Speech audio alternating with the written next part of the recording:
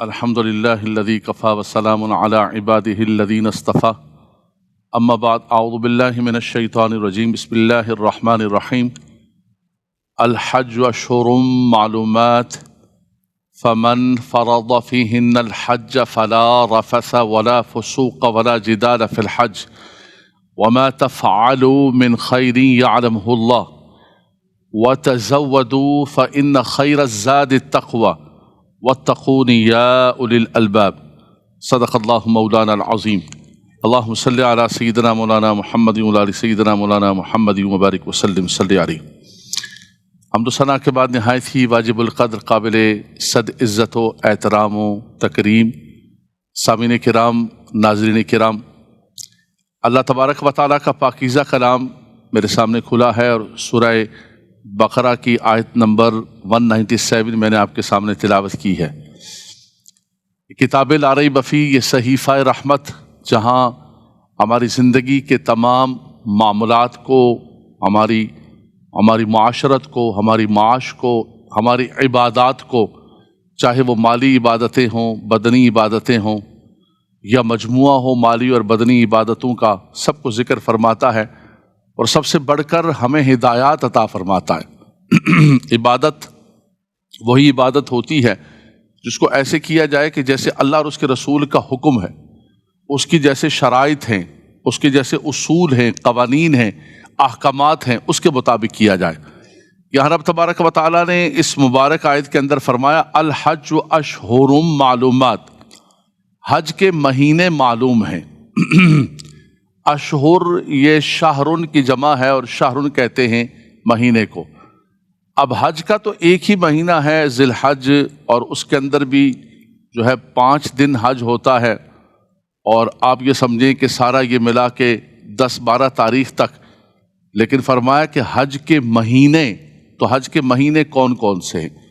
تو مفسرین کرام نے فرمایا کہ شوال، ذی-قعدہ اور ذی الحج کے جو ایام ہیں یہ ہیں اشہر حج۔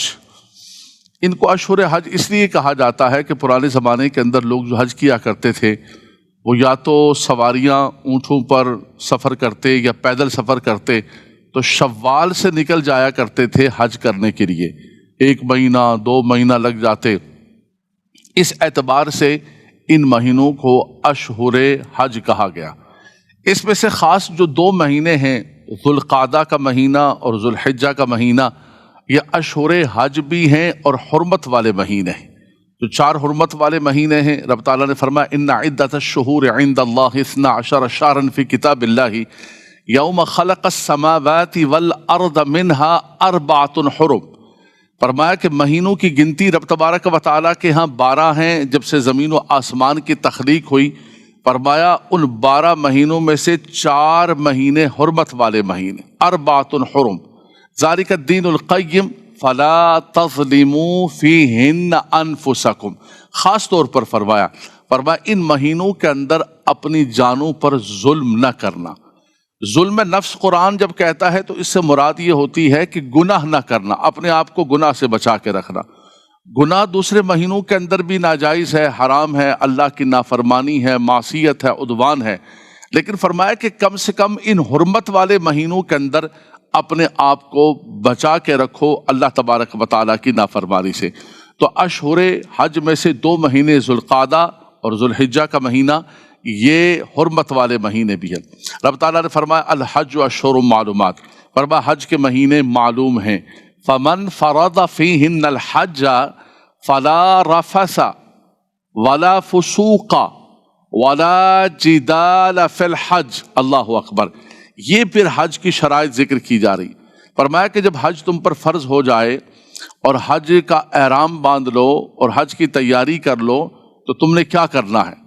اب تم پر ذمہ داریاں بہت زیادہ بڑھ گئی۔ وہ احرام ہستی پہننے کے بعد وہ اپنے کپڑے تم نے اتار کر اور 2 سفید چادریں پہن لی ہیں اور اللہ کی بارگاہ کے اندر اپنی حاضری کا اعلان کر دیا ہے کہ لبیک اللہم لبیک، خدایا میں تیری بارگاہ کے اندر حاضر ہوں۔ فرمایا اب تم پر بہت زیادہ ذمہ داریاں آ گئی، بہت ساری وہ چیزیں جو نارمل حالات کے اندر، عام دنوں کے اندر انسان پر جائز ہوتی ہیں وہ بھی ناجائز ہو گئی۔ اپنی بیوی کے ساتھ ہم بستری ناجائز ہو گئی، اور بہت سارے امور، اور کچھ امور وہ ہیں کہ جو پہلے سے ناجائز ہیں، حرام ہیں، فرمایا ان کی حرمت بڑھ جاتی ہے۔ مکہ مکرمہ کے اندر، حدود حرم کے اندر، فرمایا ایک نیکی کرو گے تو 1,00,000 نیکی کا ثواب ملے گا، لیکن یہ بھی یاد رکھ لو کہ حدود حرم کے اندر اگر ایک گناہ کرو گے تو اس گناہ کا بھی ریٹ بڑھ جائے گا۔ اس لیے خاص طور پر تاکید کی جا رہی ہے کہ فمن فرض فیہن الحج فلا رفث ولا فسوق ولا جدال فی الحج، فرمایا کہ جب تم نے احرام باندھ لیا، حج کا ارادہ کر لیا، حج کی فرضیت ہو گئی، تو اب تم نے کیا کرنا ہے؟ فرمایا تم پر شرط یہ ہے کہ نہ تم نے کوئی فوش بات کرنی ہے اور نہ کوئی فسق و فجور کی بات کرنی ہے، ولا جدال فی الحج، اور نہ فرمایا کہ جدال اور لڑائی اور جھگڑا کرنا ہے۔ عمومی طور پر انسان جو ہے جب بہت زیادہ ازدحام ہوتا ہے، بہت زیادہ لوگ جمع ہوتے ہیں، اور اس ازدحام کی وجہ سے کوئی انسان کا کیا مسئلہ ہوتا ہے، کسی کا کیا ہے، کسی کو کھانا مل رہا ہے، کسی کو پانی نہیں مل رہا، کسی کو سونے کی جگہ نہیں ہے، تو انسان کا نفس ہے کہ انسان کا مزاج، طبیعت یہ ہوتی ہے کہ اس کے مزاج کے مطابق اگر کام نہ ہو تو اس کا مزاج بگڑ جاتا ہے، طبیعت کے اندر ایک پریشانی آ جاتی ہے، اور ایک جدال کی کیفیت، جھگڑے کی کیفیت پیدا ہوتی ہے۔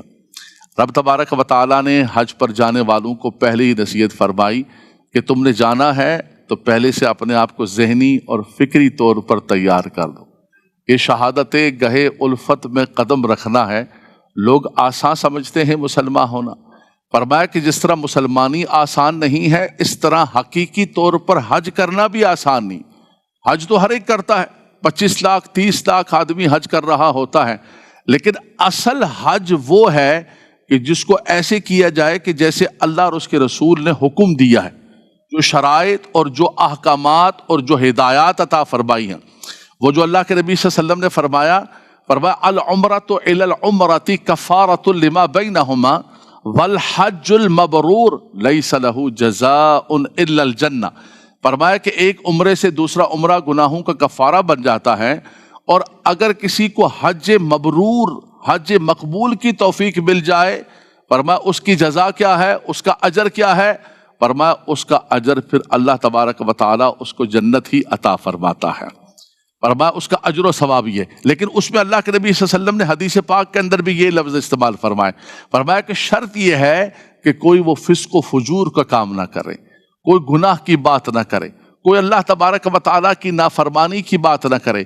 فرمایا اگر وہ ان تمام شرائط و احکامات کے مطابق حج کرتا ہے تو رجع کیوم ولدتہ امہ، اللہ اکبر، فرمایا وہ اپنے گھر ایسے لوٹ کر آتا ہے کہ جیسے آج ہی وہ دنیا کے اندر آیا ہے، آج ہی اس کی ولادت ہوئی ہے۔ دو چیزیں ہوتی ہیں، ایک تو انسان جب کفر سے اسلام کی طرف آتا ہے تو حالت کفر کے اندر اس سے جو گناہ سرزد ہوئے، لازم بات ہے اس کے اندر حالت کفر میں شرک بھی ہوا، اللہ کی نافرمانی بھی ہوئی، غیر اللہ کی عبادت بھی ہوئی، لیکن اسلام کے اندر داخل ہونے کی برکت یہ ہے کہ اللہ کے نبی صلی اللہ علیہ وسلم نے فرمایا الاسلام یہدم ما قبلہ، فرمایا اسلام میں داخل ہونے سے گزشتہ تمام گناہ اور غلطیاں، کتنے بڑے بڑے گناہ، فرمایا وہ سب محو و معاف ہو گئے اور اس کی ایک نئی زندگی کا آغاز ہو گیا اسلام کی برکت سے۔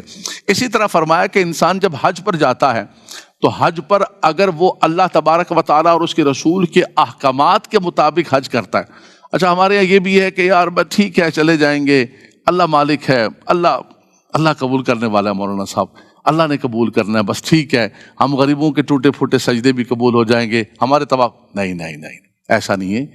جس مالک و مولا نے ہم پر جو عبادت فرض فرمائی ہے، اسی طرح حکم دیا ہے کہ اس عبادت کو ایسے کیا جائے۔ بخاری شریف کی حدیث پاک ہے، نبی کریم صلی اللہ علیہ وسلم مسجد نبی شریف کے اندر تشریف فرما ہے، ایک شخص آیا اور اس نے آ کر نماز پڑھی، نماز پڑھ کے حضور کو سلام کیا، حضور صلی اللہ علیہ وسلم نے اس کے سلام کا جواب دیا، حضور نے فرمایا ارجع فصلی فإنک لم تصلی، بخاری کے الفاظ، فرمایا جاؤ جا کر دوبارہ نماز پڑھو، تمہاری نماز ہی نہیں ہوئی۔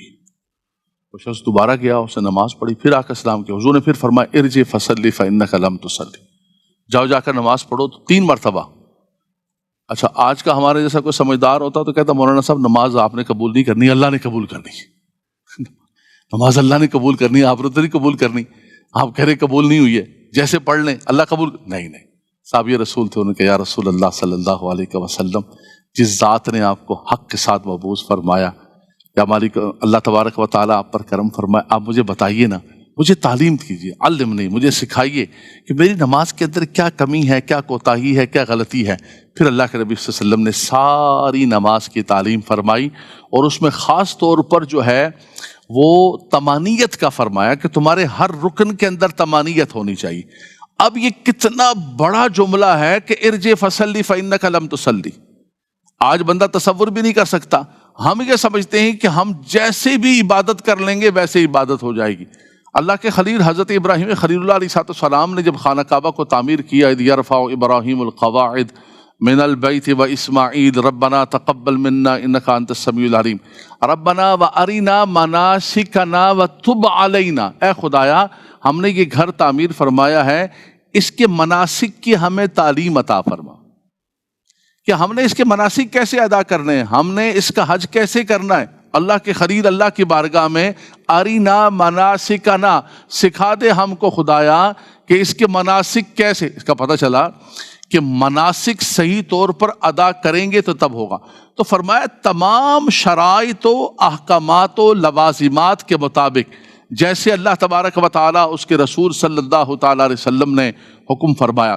حضور علیہ السلام نے زندگی کے اندر ایک حج فرمایا جس کو حجۃ الوداع کہا جاتا ہے۔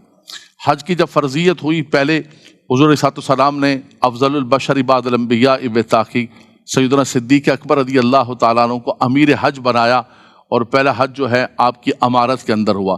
پھر حضور علیہ السلام نے آخری حج فرمایا، اور اس کے اندر تمام جو ہے عرب کے اندر اعلان ہو گیا، تقریباً 1.25 لاکھ صحابہ کرام نے حج فرمایا۔ حضور علیہ السلام نے وہ تاریخی خطبہ دیا جسے خطبہ حجۃ الوداع کہا جائے۔ اس پہ اللہ کے نبی صلی اللہ علیہ وسلم نے جو اصل بات ہے، حضور علیہ السلام نے حج کے تمام ارکان، تمام مناسک صحابہ کرام کو سکھائے۔ جیسے ایک استاد، ایک مربی، ایک محسن اپنے شاگردوں کو ایک ایک چیز سکھاتا ہے، یہ قیامت تک آنے والے تمام مسلمانوں کے لیے ایک تعلیم ہو گئی کہ کس جگہ قیام کرنا ہے، کس جگہ کیا کرنا ہے، حضور علیہ السلام نے کیسے کیا۔ اللہ اکبر، فرمایا تمام چیزوں کو حضور علیہ السلام نے پریکٹیکل کیا، صحابہ کرام نے اسے محفوظ فرمایا۔ پھر حضور علیہ السلام نے خطبہ حجۃ الوداع دیا جو ایک پورا عالمی چارٹر ہے، اس میں بھی اللہ کے نبی صلی اللہ علیہ وسلم خطاب فرماتے، اور اس کے بعد فرماتے بابا تم نے سنا ہے، تم نے یاد کر لیا، تم گواہ ہو، تم نے اس کو دوسروں تک پہنچانا ہے۔ فرمائے ایک کمپلیٹ جیسے ہوتا ہے ویسے ایک مکمل حج کر کے رہتی دنیا تک قیامت تک حضور علیہ السلام سکھا کے چلے گئے کہ حج وہ ہے۔ فرمایا کیسے نماز پڑھنی، حضور نے فرمایا صلو کما رأیتمونی اصلی، فرمایا نماز وہی ہوگی جو مصطفیٰ کریم کی نماز کو تم اختیار کرو۔ حج وہی ہوگا فرمایا کہ جو مصطفیٰ کریم علیہ السلام عرفات کے میدان کے اندر پہنچے، عرفات کے میدان کے اندر مغرب کی اذان ہو گئی، مغرب کی اذان ہو گئی، جب نماز کا وقت ہو گیا قرآن کہتا ہے ان الصلاۃ کانت علی المؤمنین کتابا موقوتا، فرمایا جب نماز کا وقت ہو گیا نماز فرض ہو گئی، فرضیت متوجہ ہو گئی ہے جی، اقیم الصلاۃ آپ کی طرف متوجہ ہو گیا۔ لیکن چل پڑے صحابہ کرام، کسی نے یہ نہیں کہا کہ یا رسول اللہ اذان ہو رہی ہے، مغرب کی نماز ہو رہی ہے، فرمایا جہاں میرے مصطفیٰ نماز پڑھیں گے وہی نماز ہوگی۔ حضور صلی اللہ علیہ وسلم نے فرمایا کہ ہم چل کر مزدلفہ کے اندر مغرب کی نماز پڑھیں گے عشاء کے وقت میں۔ اللہ اکبر، یار یہ کیا ہو گیا، یہ کیسے ہو سکتا ہے، مغرب کی نماز مغرب کے وقت میں ہوگی عشاء؟ فرمایا صحابہ کرام کسی نے اعتراض نہیں کیے کہ یا رسول اللہ قرآن کی آیت ہے، نص قطعی ہے کہ ان الصلاۃ کانت علی المؤمنین کتابا موقوتا، بلکہ اللہ کے نبی صلی اللہ علیہ وسلم نے فرمایا کہ چلو چل پڑے مزدلفہ کے اندر، رات کو پہلے مغرب کی نماز پڑھی، پھر عشاء کی نماز پڑھی۔ صبح جو ہے صحابہ کرام فرماتے ہیں کہ اللہ کے نبی صلی اللہ علیہ وسلم نے پوچھا کہ اے میرے صحابہ کرام یہ مجھے بتاؤ میرے ساتھیوں کہ آج یہ کون سا مہینہ ہے؟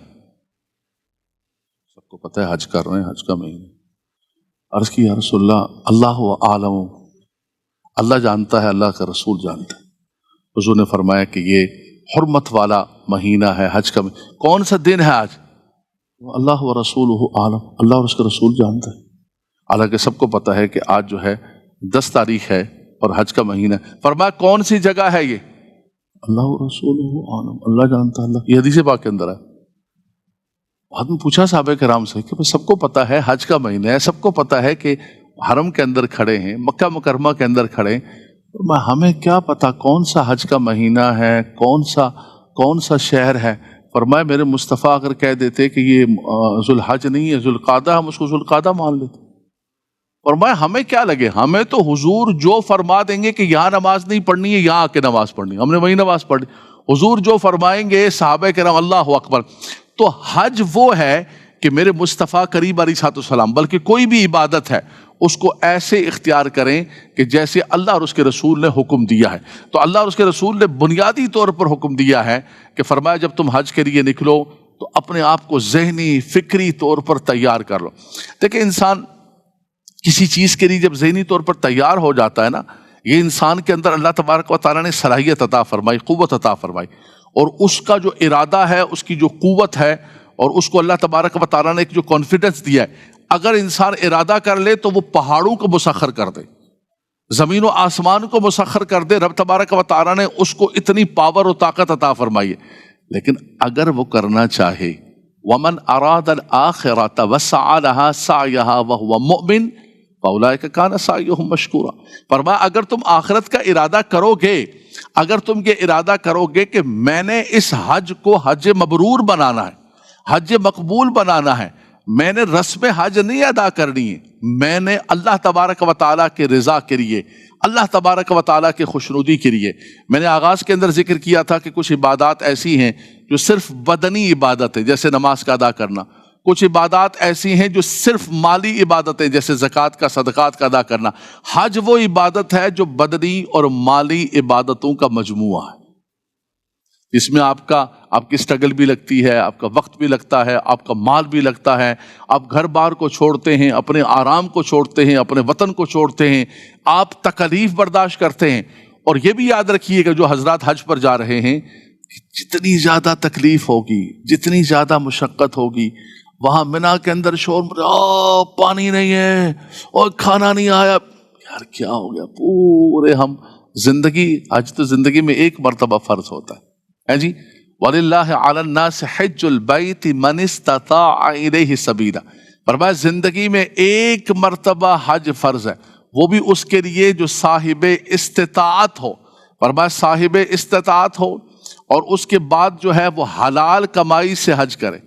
یہ نہ ہو کہ لوگوں کا مال کھایا ہوا ہے، لوگوں کے پیسے دبائے ہوئے ہیں، لوگوں کا فلاں، اور جو ہے صاحب چل پڑے حج کرنے کے لیے۔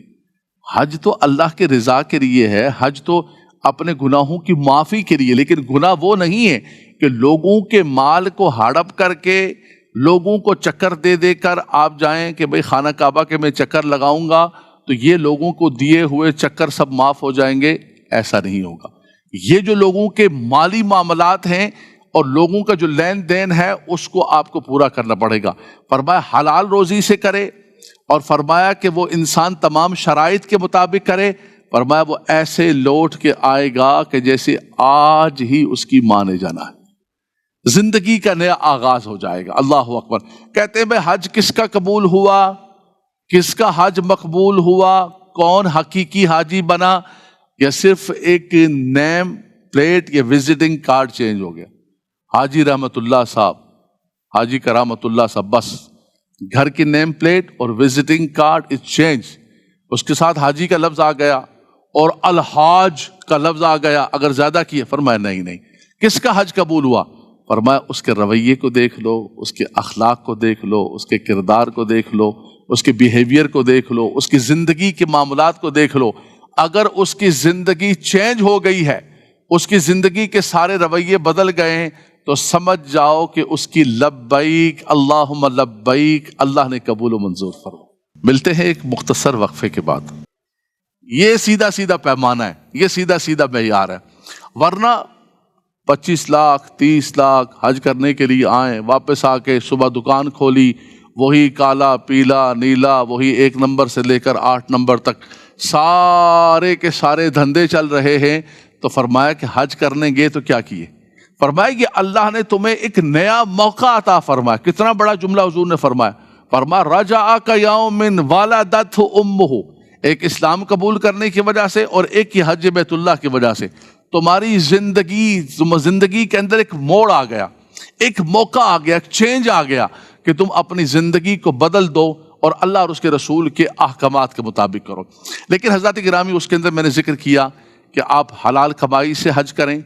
اس کے بعد حج کی یہ شرائط، یہ جو آیت نمبر 197 کے اندر اب تبارک و تعالیٰ نے سورہ بقرہ کے اندر فرمائی، اس کے اندر ایک جملہ یہ بھی ہے کہ وَمَا تَفْعَلُوا مِنْ خَيْرٍ يَعْلَمْهُ اللَّهُ. فرمایا تم حج کس لیے کر رہے ہو؟ یاد رکھو کہ جو بھی تم خیر کرو گے، جو بھی نیکی کرو گے، کمپلیٹ ایک سب کا بتا دیا ہر چیز کا. فرمایا کوئی بھی تم خیر کا کام کرتے ہو یہ یاد رکھ لو اس میں تمہاری نیت کیا ہے، مقصد کیا ہے. دنیا والوں کے سامنے تو تم 10 قسم کی کہانیاں، 10 قسم کی چیزیں اور 10 قسم کے ایکشن اور ریاکاری کر سکتے ہو، لیکن وہ مالک و مولا یعلم ما فی الصدور ہے، وہ نیتوں کی جانتا ہے، دلوں کی جانتا ہے. یہ یاد رکھ لو کہ جو بھی تم نیکی کرتے ہو وہ مالک و مولا اس کو جانتا ہے. تو اس لیے جب سفر حج کی نیت کرنے لگو، نکلنے لگو، تو اپنی نیت کو درست کر لو، احکامات کو سیکھ لو. فرمایا وَأَتِمُّ الْحَجَّ وَالْعُمْرَةَ لِلَّهِ. فرمایا کیوں جا رہے ہو بھائی حج پر، کیا مقصد ہے؟ فرمایا اللہ کی رضا کے لیے. اس لیے اللہ کی رضا کے لیے، اللہ کی خوشنودی کے لیے، رب تبارک و تعالیٰ راضی ہو جائے، رب تبارک و تعالیٰ میرے گناہوں کو معاف فرما دے. قُلْ إِنَّ صَلَاتِي وَنُسُكِي وَمَحْيَايَ وَمَمَاتِي لِلَّهِ رَبِّ الْعَالَمِينَ لَا شَرِيكَ لَهُ وَبِذَلِكَ أُمِرْتُ وَأَنَا أَوَّلُ الْمُسْلِمِينَ. اللہ اکبر. فرمایا میری نماز، میری قربانی، میرا مرنا، میرا جینا، میرا حج، میرا سب کچھ اللہ تبارک و تعالیٰ کے لیے ہے جو خدائے وحدہ لا شریک ہے. خدائے وحدہ اس کا کوئی شریک وہ اپنی ذات میں، اپنی صفات میں احد ہے، صمد ہے، اس کا کوئی شریک نہیں. فرمایا کہ یہ مقصد ہونا چاہیے. وَمَا تَفْعَلُوا مِنْ خَيْرٍ يَعْلَمْهُ اللَّهُ. اور فرمایا جو بھی تم نیکی کا کام کرتے ہو، خیر کا کام کرتے ہو، یہ یاد رکھ لو کہ دنیا کے سامنے تم کچھ بھی کہو. اور ریاکاری اور دکھلاوا یہ ایک ایسا گناہ ہے کہ اللہ کے نبی صلی اللہ علیہ وسلم نے اس عمل کو شرک اصغر سے تعبیر کیا. گویا یہ بھی ایک چھوٹا شرک ہے. یعنی ایک کام کرنا تھا آپ نے اس مالک و مولا کو دکھانے کے لیے، اس کی رضا کے لیے، اور آپ نے کیا کیا؟ دنیا والوں کے رضا کے لیے، دنیا والوں کے دکھانے کے لیے. تو گویا کہ جس کی خوشنودی کرنی تھی آپ نے ان کی خوشنودی کو حاصل کرنے کے لیے کر لیا. تو آپ نے اللہ تبارک و تعالیٰ کی بارگاہ کے اندر گویا ان بندوں کو شریک ٹھہرا دیا. تو حضور صلی اللہ علیہ وسلم نے ریاکاری کو شرک اصغر سے تعبیر کیا کہ نعوذ باللہ من ذالک، اعمال بھی ضائع ہو جاتے. یا ایھا الذین آمنوا لا تبطلوا صدقاتکم بالمن والاذی ورئاء الناس. آگے آیا فرمایا کہ تم جو ہے اپنے صدقات کو بھی ضائع کرتے ہو، اپنے حج کو بھی ضائع کرتے ہو. اس لیے سب سے پہلے یاد رکھ لو، دوسرے شرائط کے ساتھ ساتھ ایک شرط یہ ہے کہ وما تفعلوا من خیر یعلمہ اللہ، جو کچھ تم نیکی کرتے ہو اس کے اندر اللہ تبارک و تعالیٰ سب کچھ جانتا ہے. یعلم ما فی الصدور ہے، وہ دلوں کی جانتا ہے. آگے آیت کریمہ کے اندر فرمایا وَتَزَوَّدُوا فَإِنَّ خَيْرَ الزَّادِ التَّقْوَىٰ. فرمایا زیادہ راہ لے لو. وہاں جا کے یہ نہ ہو کہ لوگوں سے تم مانگنا شروع کر دو. پرانے زمانے کے اندر کچھ لوگ ہوتے تھے وہ حج کرنے کے لیے آتے تھے تو زیادہ سفر لے کر نہیں آتے، زیادہ راہ نہیں لے کر آتے تھے، اور وہاں جا کے جو ہے وہ لوگوں سے مانگ مانگ کے کھاتے تھے. کہتے تھے بھائی ہم متوکل لوگ ہیں اور ہم توکل کرنے والے، ہم زیادہ راہ وغیرہ جو ہے اس کو نہیں مانتے. یہ کسی بھی اعتبار سے ٹھیک نہیں. یہ کوئی توکل ہے ہی نہیں ہے کہ آپ جو ہے زیادہ راہ نہ لے کر آئیں اور وہاں جا کے لوگوں سے دستے سوال دراز کر رہے ہوں، وہاں جا کے لوگوں سے مانگ رہے ہوں. اسی طرح ہماری عملی زندگی کے اندر بھی ایسا ہے کہ انسان اپنے کسب کے لیے کوئی کوشش نہ کرے، انسان اپنی زندگی کے معاملات کے لیے کوئی کوشش نہ کرے، اور انسان کہے کہ بھئی فقیر تو متوکل آدمی ہے اور فقیر دوسروں سے مانگ مانگ کے کھا رہا ہو. تو فرمایا کہ یہ کسی نہ حج کے اندر جائز ہے نہ یہاں جائز ہے. فرمایا کہ اس زندگی کے اندر بھی کسب کرنا لازم و ضروری ہے. انسان کوئی نہ کوئی معاش کا راستہ، کوئی نہ کوئی کسب کرے، کوئی نہ کوئی نظام کرے. اور اسی طرح جب تم حج جیسے عظیم کام کے لیے جا رہے ہو تو وہاں پر بھی جا کے تم نے یہ نہیں کرنا ہے بلکہ زاد راہ اپنا لے کر جاؤ. اللہ اکبر. بلکہ ہمارے فقہاء کرام نے فرمایا کچھ زیادہ زاد راہ لے کے جاؤ کہ تمہارے ساتھی، تمہارے ہم سفر جو تمہارے ساتھ ہیں، فرمایا کہ ان کو کچھ تم جو ہے وہ صدقہ کر سکو اور ان کے ساتھ کوئی بھلائی کر سکو، کوئی کمی ہو سکے. تو فرمایا وَتَزَوَّدُوا فَإِنَّ خَيْرَ الزَّادِ التَّقْوَىٰ. زیادہ راہ لے لو بھائی، کپڑے میرے ڈال دو، یہ بیگ کے اندر کپڑے سردی کے گرمی کے جیسا موسم میں بھر دو بھائی، کم نہ ہو جائے، ایک بیگ دوسرا بیگ. فرمایا بھائی ان بیگوں کو بھی بھر لو لیکن ایک بڑا زیادہ راہ بھی لے کے جاؤ. فَإِنَّ خَيْرَ الزَّادِ التَّقْوَىٰ. تقویٰ اپنے ساتھ لے کر جاؤ، پرہیزگاری اپنے ساتھ لے کے جاؤ. یعنی یہ مبارک سفر ہے. اللہ اکبر.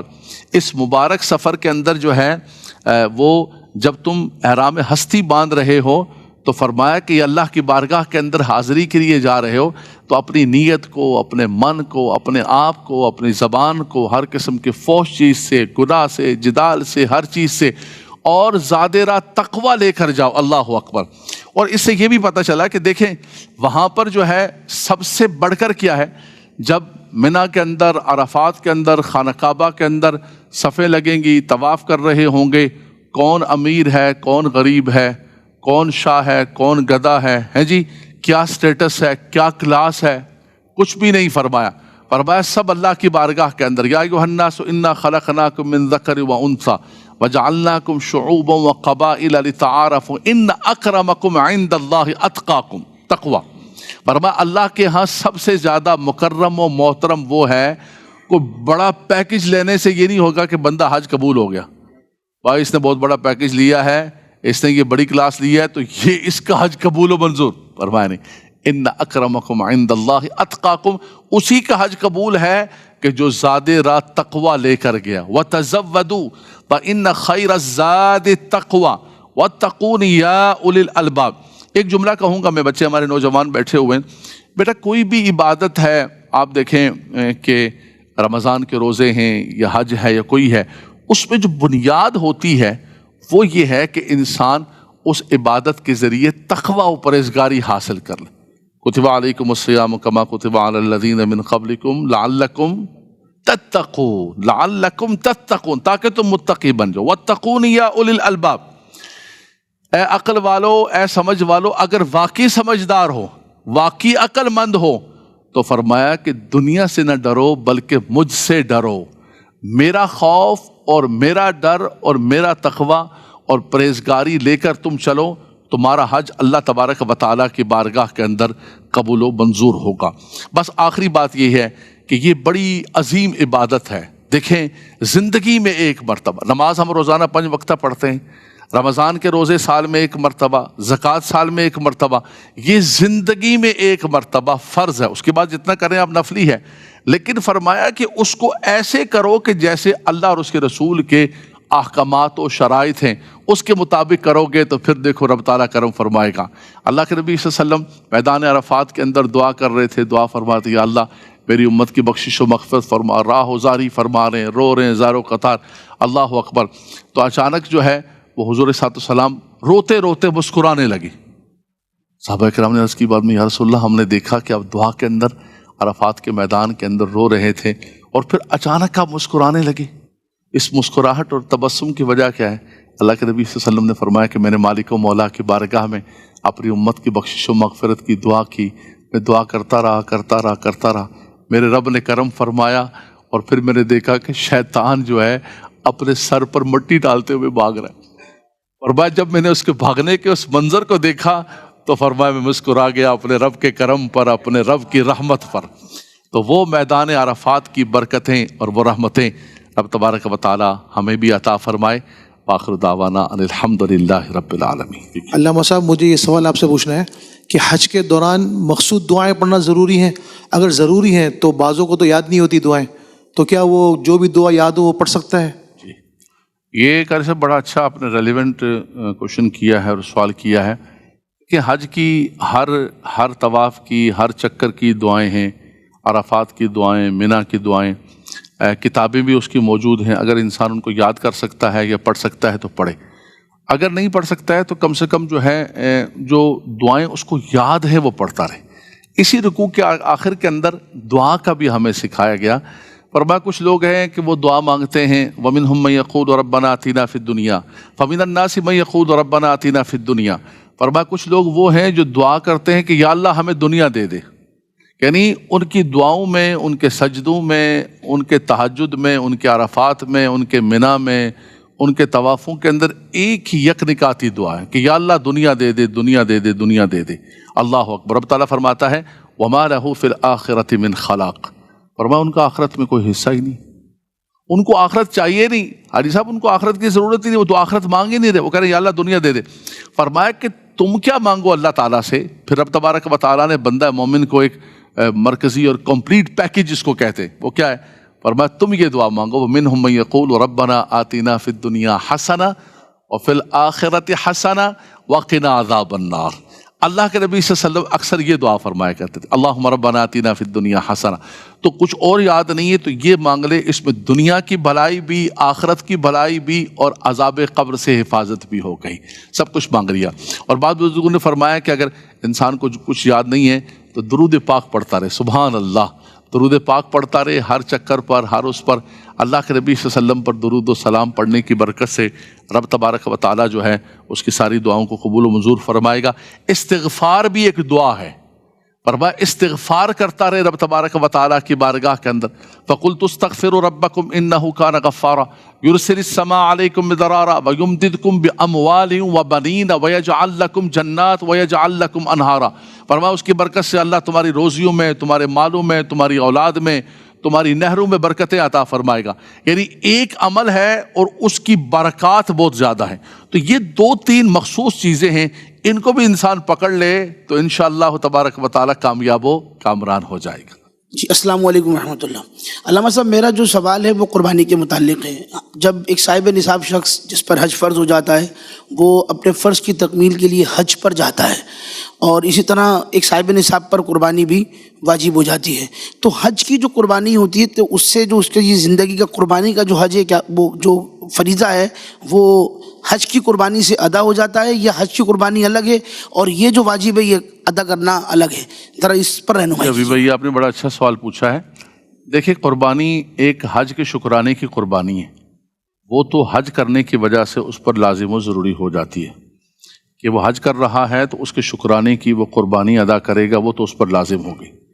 اب رہی دوسری قربانی جو ہر صاحب استطاعت مسلمان پر لازم ہوتی ہے، اس کی دو صورتیں ہیں. اس کی ایک صورت یہ ہوتی ہے کہ اس کے لیے مقیم ہونا بھی شرط ہے، وہ شخص صاحب استطاعت بھی ہو اور مقیم بھی ہو، مسافر پر قربانی نہیں. تو اگر تو وہ مسافر ہے، ان ایام کے اندر ایک جگہ پر اس کا قیام جو ہے وہ 15 دن سے کم کا ہے، مقیم نہیں ہوا وہ، تو اس صورت کے اندر تو ایک شکرانے ہی کی قربانی ہے اس پر.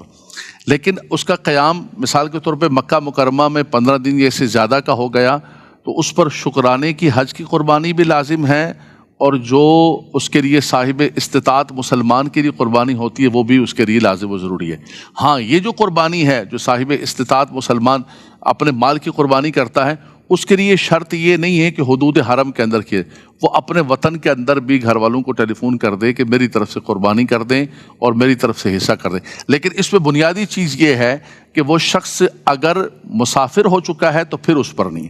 اب اس پہ بھی بڑی ٹیکنیکل چیز یہ ہو گئی ہے، پرانے زمانے کی ہماری فقہ کی کتابوں کے اندر جو ہے مینا ایک الگ وادی تھی، اس کو الگ کاؤنٹ کرتے تھے، اور یہ جو حرم ہے سارے کا سارا یہ الگ تھا. اب یہ جو بلدیہ مکہ ہے اس نے سب کے سب مینا کو بھی اندر لے لیا. یعنی اگر کسی شخص کا قیام مکہ مکرمہ کے اندر جو ہے 15 دن سے یا اس سے زیادہ کا ہو گیا تو وہ شخص مقیم ہو گیا، مینا کو بھی انکلوڈ کر لیں گے اور سارے کا سارا اس کا سفر مکمل ہو گیا. اس صورت کے اندر اس پہ شکرانے کی قربانی بھی ہوگی اور اپنے مال کی قربانی بھی. آخر دعوانا ان الحمد للہ رب العالمین.